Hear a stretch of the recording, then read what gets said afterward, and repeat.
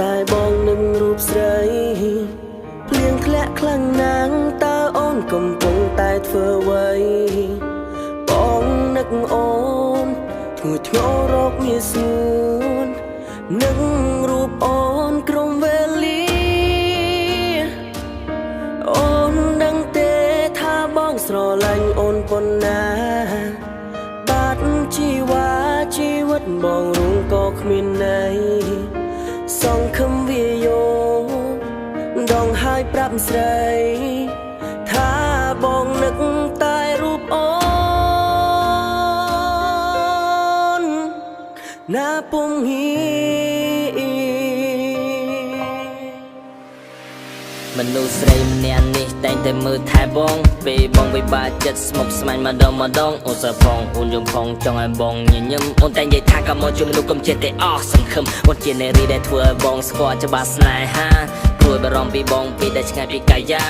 ពេលនេះទើបដឹងថាក្តីស្នេហាមាននំឡាយសុំទុកពីមុនដែលបងខុសឆ្គងមិនសូវរវល់ពីស្រីពេលនេះវេលានេះបងសូមសន្យាលះបងក្រុមយ៉ាងឈុតកនុសាវ៉ាឈុតចេចារឹកពោសាឈុតទៅញ៉ែស្រីឯណាយកវេលាបងទាំងអស់សាំងអនុសានឹងគ្នានឹងតែគិតថាខ្លួនឯងនៅតែក្នុងក្តីស្រមៃពេលដែលអូនប្រាប់ថាស្នេហ៍ទៅបងយល់សតតែថ្ងៃតែទោះបីជាយ៉ាងណាបងអរគុណដល់ពងីអរគុណដល់ព្រេងវាសនាយើងគឺជាសង្សារនឹងគ្នានឹកណាងមានស្នេ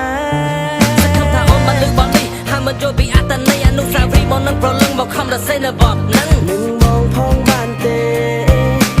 តើបានទេ